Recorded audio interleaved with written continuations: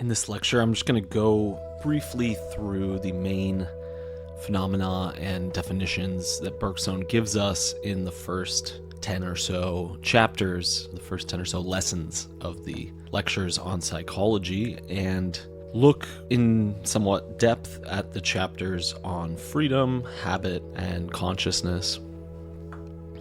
He begins by defining psychological facts in the first lesson and distinguishing them from physiological facts, and says that we need to understand these two types of facts differently.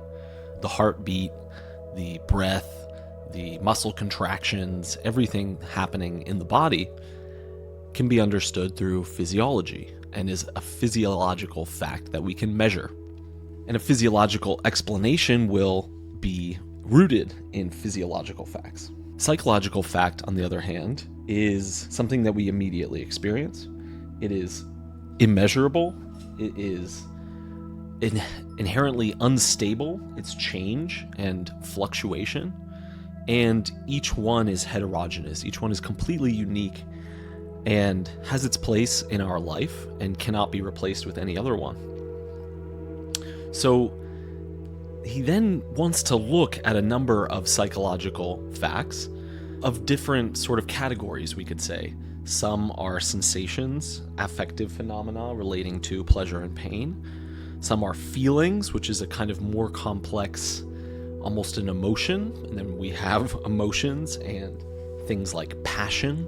Someone has a passion for music or a passion for philosophy, a drive for them. We can also have other kinds of passions like obsessions or addictions, things that root us to a sort of habit of consumption or of acquiring a certain sensation or experience. And Bergson will explain all of these psychological facts through our inclinations. We have pleasure and pain because of a certain inclination that we either have in our body. The preservation of our body leads us to find it pleasurable in eating food and painful in having life-threatening encounters. And inclinations are, and along with them, tendencies are the sort of baseline of psychical life. I don't want to say that Bergson reduces the psychological sphere to tendencies. That's not correct. There's much more to it than that. But they are the most fundamental thing from which everything else has its function, has its meaning, has its purpose.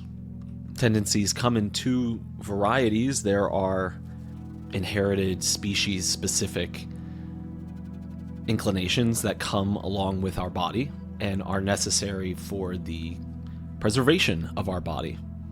But it's also possible for the pleasure to be the cause of a new inclination. Our natural tendency for food and drink results in pain when we're in need and pleasure when we satisfy. But we can also create a tendency from a pleasure. So if you become accustomed to very tasty foods and culinarily advanced foods, delicacies, gastronomy, stuff like that, once you've experienced that pleasure, you have a tendency to want that again, right? I live in a small town. The food scene is not that great. There's a couple good places. I lived in New York and Boston and things like that, and I'll meet people who also have lived in those cities who now live where I live, and they always complain. There's a pain that is a inclination that has been created, we could say artificially, or at least that it's contingent. It could have been the case that you never experienced that and then you would never develop that. It's not innate. It doesn't come an inherent tendency within the organism. So the passions are acquired inclinations in a way that we happen to experience certain pleasures that create addictions, or we acquire passions like the passion for music or for philosophy. So in general, then, a tendency, an inclination, whether it's a passion or whether it's pleasure and pain or a feeling, every psychical fact relates to a tendency. And we'll see across Bergson's thinking, from matter and memory up to creative evolution, that there are two tendencies, or that there are a multiplicity of tendencies, but among them, and there are varying degrees among them, there are two extremes that go in opposite directions. And these two tendencies are one towards abstraction, intellection, and ultimately a kind of violence and reductivism. And this corresponds to closed morality for Bergson. But we have another tendency towards movement, towards adaptability, flexibility, change, becoming, creation. So that's where Bergson goes in his later books, but here we see a divide between reductionism on the one hand and a psychology which deals with properly psychological facts on the other hand and refutes the deterministic tendencies within reductionism and supplants psychology as a true field of its own and as a necessary step towards metaphysics. Okay, going back to pleasure and pain and feelings and affects and things like that, Bergson says that each of these is related to a tendency or an inclination, but we also have to see them as transient, as becoming, as changing, right? They're psychological facts, and psychological facts all have this in common, that they are becoming and change. What we see with every pleasure, for instance, is that it changes over time. You cannot stay within it for longer than a short duration. It cannot endure being continuously experienced without changing. And already in Time and Free Will, Bergson had insisted on the importance of lived time over against calculated time.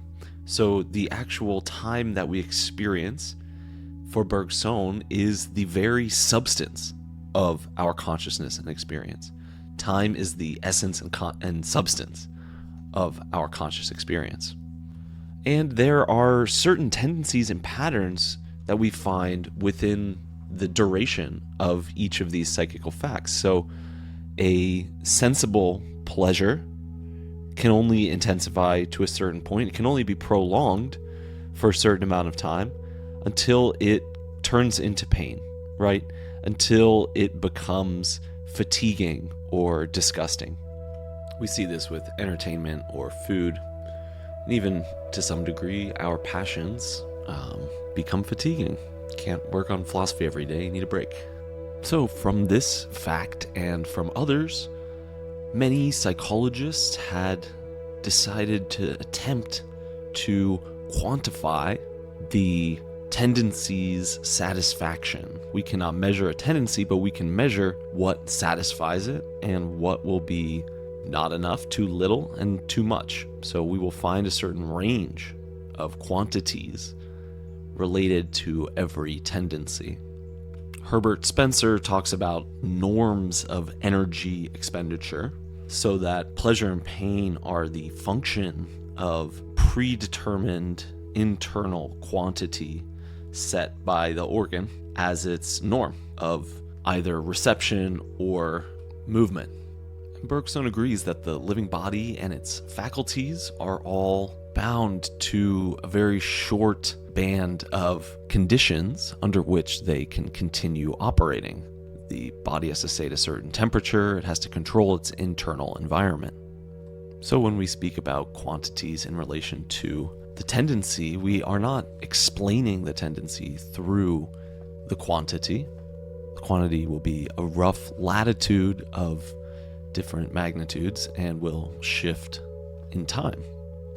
But Bergson also wants us to see that there are many feelings that are not tied to the maintaining of a certain homeostatic structure within the body. He looks at joy, fear, and remorse.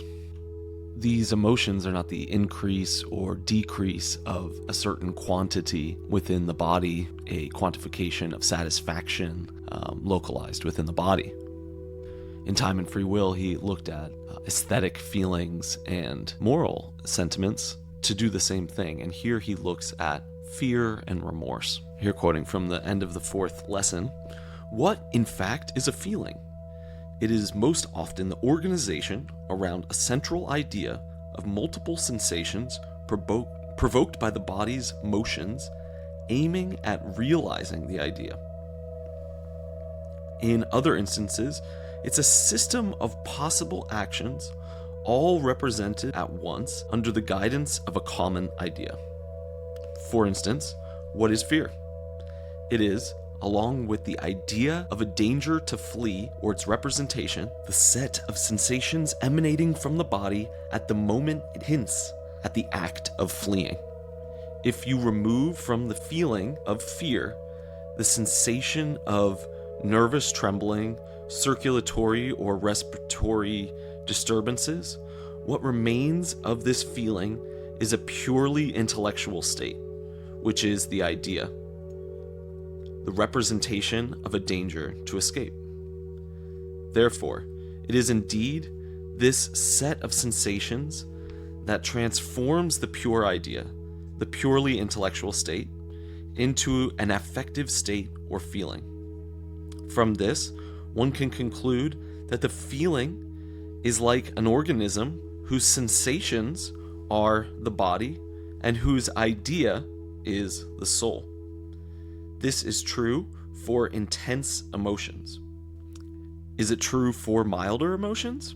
Instead of sensations emanating from the body, it will be seen that these are initiated or at least imagined actions that group around the central idea and transform it into feeling. For instance, remorse is, with the awareness of the committed fault, a system of good intentions and initiated or imagined actions, a kind of backward movement, so to speak, to undo what was done.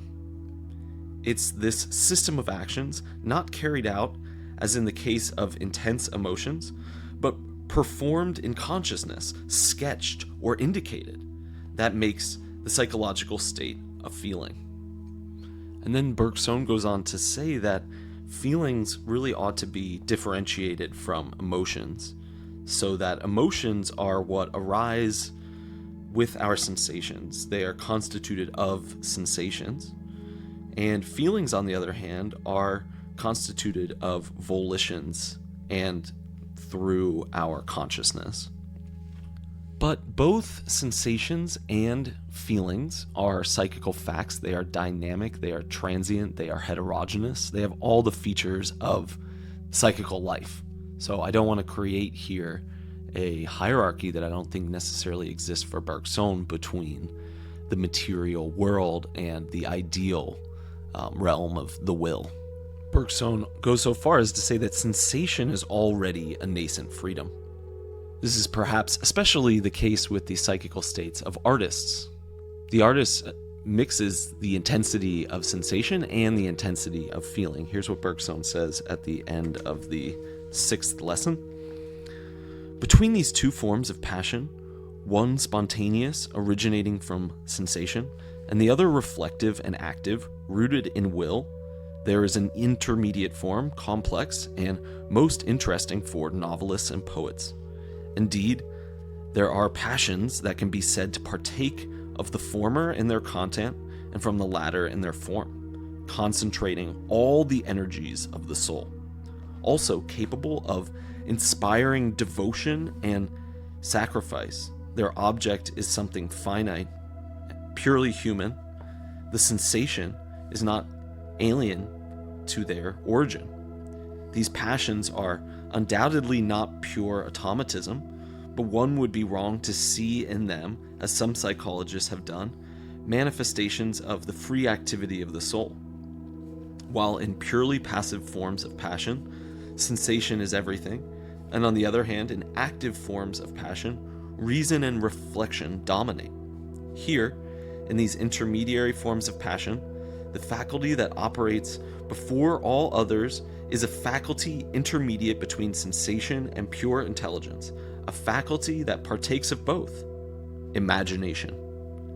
Imagination, seizing an inferior object, sometimes cannot help but impose on it this form of the infinite, of perfection, which is outlined in every intelligence.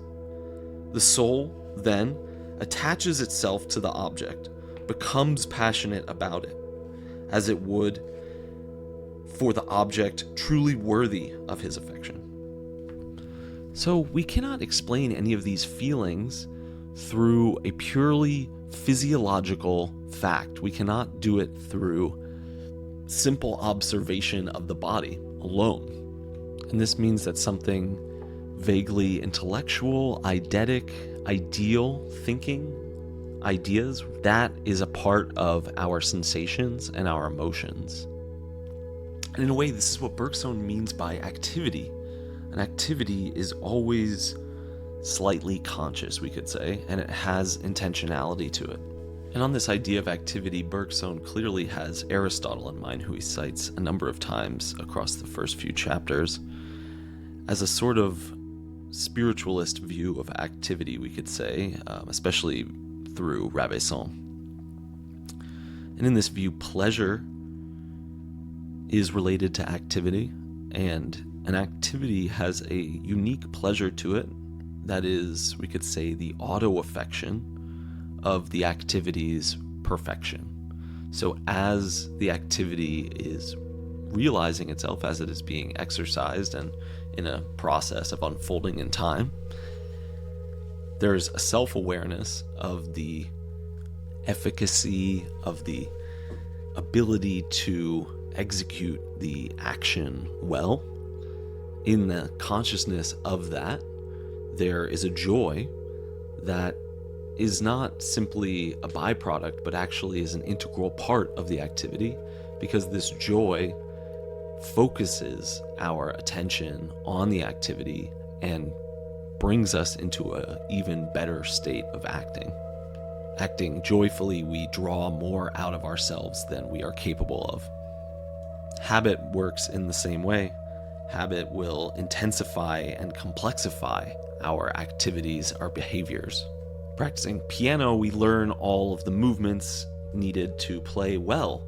And once we have those as automated habits, we are capable of something completely new, which is to play a bunch of new pieces of music or improvise or things like that. Habits combined and organize our movements and unlock new potentials from them, so that, again, we draw more out of them than they contain. And they are organized by our intelligence, and they involve intelligence in their formation. But once they are contracted, as Bergson says, they become the fossilized residue of a spiritual activity. So spirit is involved in the formation of the habit, in the flexibility and dynamism of our consciousness as it engages in the act of adapting and changing. But once we have adapted, once we have formed the habit, it becomes a mechanism, an automaton, and something unconscious. A habit once formed is inertia, while the movement of the soul, this self-energizing and complexifying, drawing more out of itself, is the opposite of inertia and of dissipation of energy. And consciousness is the state of tension among a multiplicity of sensations and feelings, such that these sensations and feelings form an organism, and this organism is not... The metaphor can be too simplistic, Bergson says. It's not as if the organization of our feelings and sensations have to be like the organs of a body. You have a heart, you have this thing here and that. You can have something like organization, something like interdependence, and playing different vital roles in the overall thought and overall energizing of that thought.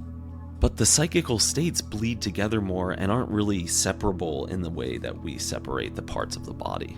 And even if we see the body as a whole, as an organized whole, the organs are still in different locations, but in our consciousness, all of the ideas can permeate each other completely everywhere. Every one of our psychical facts stands out from the background of our entire past and the whole entire universe that we are actively perceiving. Bergson will go on to say that our personality is the whole of our inner life, and it is the indivisible course of our states of consciousness. It's a continuity of heterogeneous moments, so its unity is neither an act or a representation or an object or even a subject. In order to understand the unity of personality, Bergson looks at the disintegration of personality, the disintegration of consciousness. There are states that are only vaguely conscious, only vaguely capable of pulling together our sensations and feelings. There are even fleeting states of consciousness, Bergson says, that are so brief that we can't hold them in our memory, and they arise and they go away, and we don't take stock of them because they flash and are fleeting. There is also cases in which there become insular psychological states within a person. Within a person, there can become a sort of independent set of states which from time to time take advantage of the whole system so as to influence our action. But sometimes a cluster of psychological states exists but also remains outside our normal self. Lastly, he says there are cases of split personalities, where an entire secondary or more personalities are mutually unaware of each other, but at least directly. And going from one to the other goes from one interiority to another interiority. He then dives into a number of theories of the unconscious that were prevalent at the time. First of all, he looks at Leibniz's idea of infinitely small sensations. He wants to say that our perceptions are made up of an infinity of simple elementary sensations, and it is the synthesis of a vast number of much simpler unconscious sensations. Quoting his new essay, quote, "I often use the example of the roaring or the noise of the sea, which strikes us when we are on the shore. To hear this noise, we must indeed hear the parts that make up this whole, that is, the noise of each wave, although each of these small noises is only noticeable in this roar itself and would not be noticed if this wave that made it were alone, because we must be slightly affected by the movement of this wave and have some perception of each of these noises, however small. Otherwise, we would not have that of 100,000 waves, since 100,000 nothings cannot make something." So Bergson concludes from this that our sensations are made up of a multiplicity of vibrations, and a single vibration prepares the nerve center to evoke a sensation in my consciousness of sound, but it does not give, Bergson says, an element of the sensation of sound. And of course, elements are homogeneous units that, like building blocks, are put together to create something larger. So Bergson is saying that the sensation of tone is the contraction of a multiplicity of vibrations. And when we hear contraction, we should think memory and spirit. We contract habits, and we contract and dilate our consciousness. And so every conscious state is made up of an infinity of psychical elements, if you want to call them that. But these elements are all heterogeneous. Bergson then goes on to look at another historical case from Leibniz, in which we do unconscious reasoning, or in particular, music is said to elicit a pleasure, a satisfaction, an unconscious satisfaction, related to our understanding, to our faculty of intelligence, because we find within the ratios of the musical intervals something rational, a rational set of relations between vibrations. Bergson counters this by simply saying that it's likely that our physical constitution of our ear and of our body is such that these agreeing intervals produce a pleasant state automatically in the auditory centers themselves. And therefore, intelligence doesn't need to judge it as rational. We don't only need to find intellectual order. We automatically find order within the sensation, which produces a certain pleasant feeling. And the last case Bergson looks at is related to Berkeley, and is about a sort of unconscious interpreting or reasoning that goes on within perception in order for us to see depth and distance. Basically, the retinal images are flat. I mean, they are binocular, but they still present only a flat image, and it is through a sort of psychical addition to that experience that it takes on depth and relief and distance. Bergson quickly dismisses this by saying that it arises through habit. It is an acquired form of perception, and it implies a physiological change within the body. These are not unconscious psychological states, they are just physiological facts. Bergson then goes on to present a few more possibilities for unconscious states and to examine each in turn. First, he says that the association of ideas implies a kind of unconscious reasoning.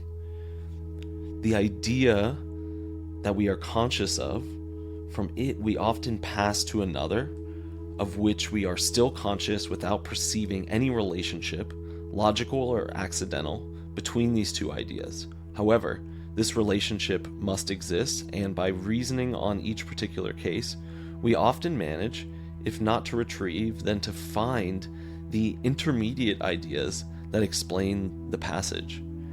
If these ideas have occurred, they are unconscious ideas. There seems to be no harm in using this last term in this last case.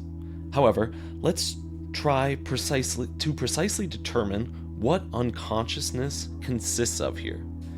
It is obviously just a faster-paced thought. The intermediate ideas between the two perceived ideas passed too quickly. Distinct consciousness requires a certain amount of time to deploy. But what do we mean here by distinct consciousness? And what could the existence of these unnoticed ideas consist of? Perhaps they differ from others only in that they leave no trace in memory. They are instantaneous ideas. When we say that they do not reach distinct consciousness, we mean by that they do not have time to link to other, slower states of consciousness. In other words, distinct consciousness does not go without certain memory and an instantaneous state of consciousness, that is, which does not last long enough to link to other states, can, if desired, be called unconscious. What confirms this explanation is the fact that we often manage, through an intense effort of memory, to retrieve these fleeting ideas. In such cases, they had left some trace. They had sketched a connection with other ideas. From these limits, intermediate cases, one can move by induction to cases where the connection was null. And perhaps it is in an analogous sense that we should talk about unconscious reasoning. Some contemporary psychologists have particularly emphasized this unconscious cerebration that continues during sleep. For example, and which means that a problem that we ponder during the day is resolved the next day without us feeling that we have thought about it. The unconscious is probably here a lack of memory, which is ultimately a discontinuity between consciousness during sleep and consciousness when awake. But this is only a plausible explanation, and perhaps it is not suitable for all cases. Phenomena of this kind could sometimes be related to certain facts of personality dissociation.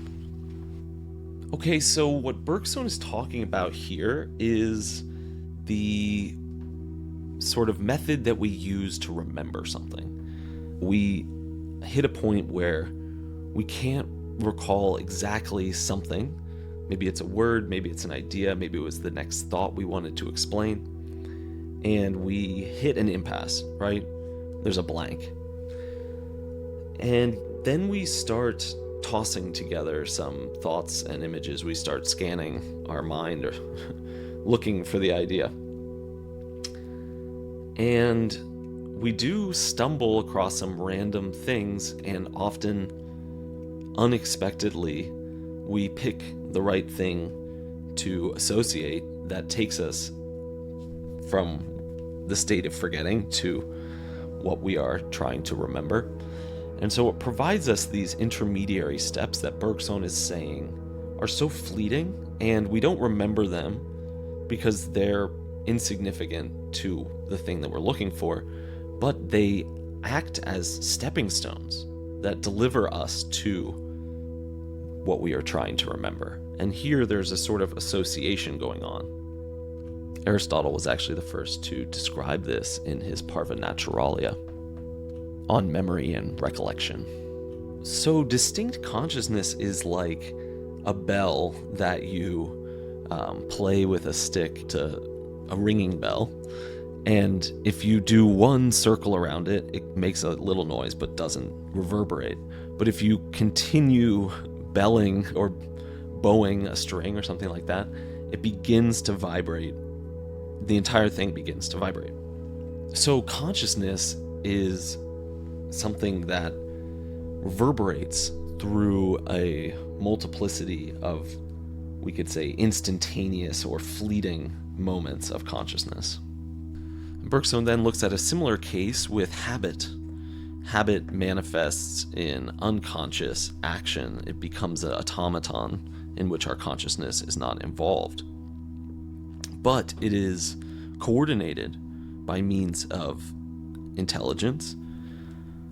And so that intelligence is still present in the automata. And so there's a kind of unconscious intelligence to habit in our ability to intelligently interact with things without using our consciousness.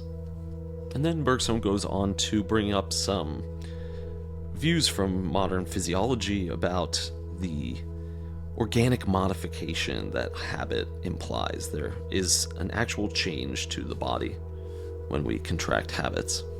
And so instead of unconscious, this is physiological again. And habit dulls our consciousness, and so it's possible that we have only a vague and weak consciousness of certain of our psychical states. A continuously heard noise eventually goes unnoticed, and so too with psychical states. Bergson then goes on to look at the example of hypnotic suggestion, which was a big practice at the time, and he had actually helped publish an article on hypnosis as early as 1884.